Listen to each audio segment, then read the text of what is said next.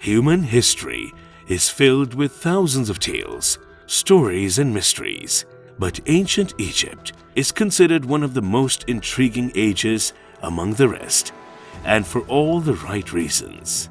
The period has many quandaries and secrets that never fail to baffle archaeologists and researchers even today, after hundreds and thousands of years. The huge pyramids, secret tombs, and crypts are only a few examples. And while studying these fascinating subjects, archaeologists sometimes come across some surprising discoveries that astonish them completely. And once again, they have come across some hidden room that has raised a lot of questions. So if you want to know about what the archaeologists have discovered this time, then here we are. Hello and welcome back to the Abandoned Archaeologists again, the channel to learn all about ancient archaeological findings. Today we will discuss the discovery of a scary 4,500-year-old ancient hidden room in Egypt. But before we begin, to get your attention, we have a question you can answer at the end of the video. Papyrus was used as early as, so write down your answer in the comment section and see if you got it right. Here we begin. The Wadi Al Jarf site is located south of the mouth of Wadi Araba, 24 kilometers south of Zafarana, in the foothills of South Galala, near the well-known St. Paul Monastery. The site was discovered in 1823 by British explorer Sir John Gardner Wilkinson, and again in the 1950s by French-Swiss canal pilots François Bisset and René Chabot-Morisseau.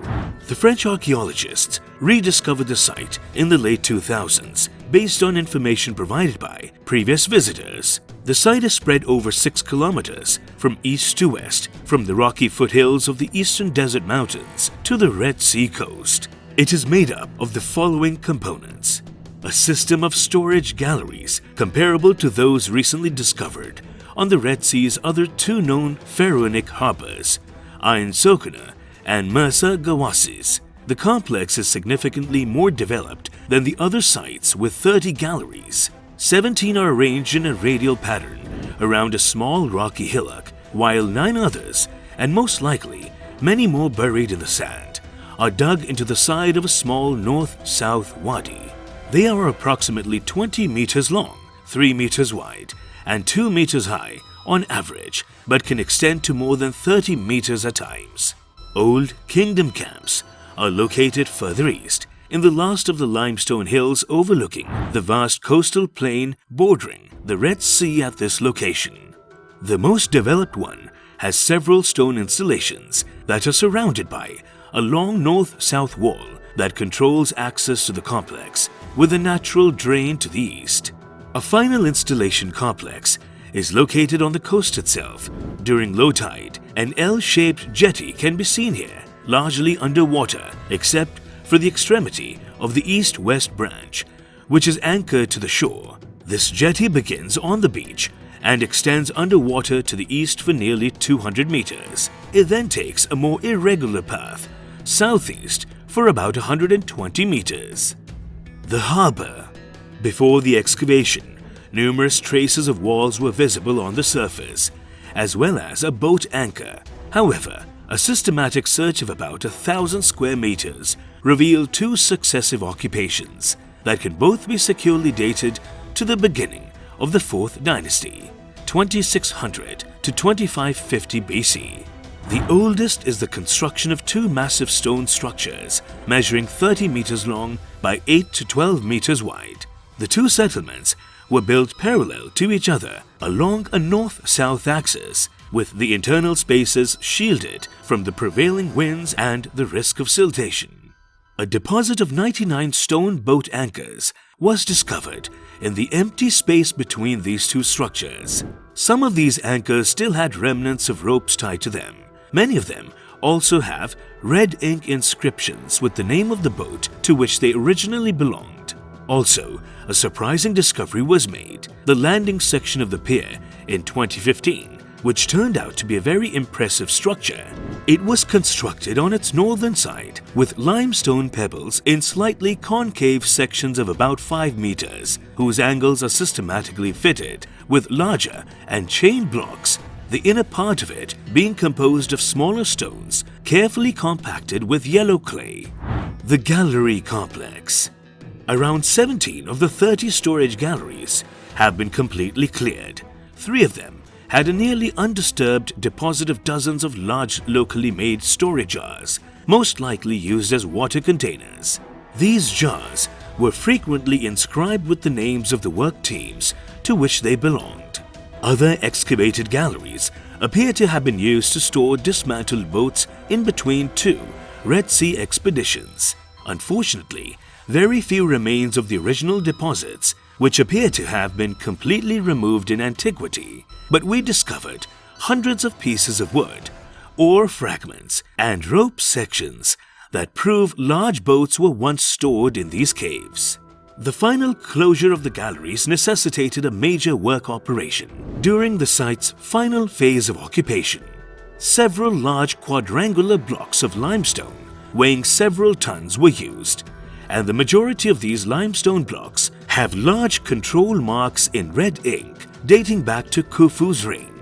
Among the various formulas that refer to worker teams, the most notable one was found on different blocks on a regular basis and mentions one team whose name is formed on the king's birth name.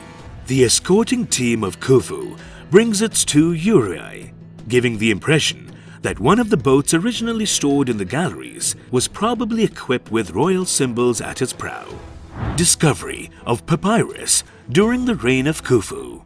Hundreds of papyrus fragments dating back to the reign of Khufu were discovered during the excavation of the sites G1 and G2. This is the oldest papyrus archive ever discovered in Egypt. Some of them were almost to the surface, particularly the more fragmentary ones. However, the majority of them remained buried in a narrow space between 2 closing blocks of Gallery G1, where they had clearly been placed when this cave was closed for the last time.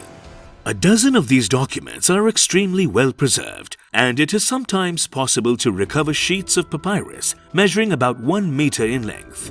The year after the 13th, cattle count appears as one of the best preserved examples, and most of these papyri are well dated from the very end of Khufu's reign. This means we're dealing with Khufu's regnal year 27, the most recent year for which we have evidence. The cattle count was held every 2nd year.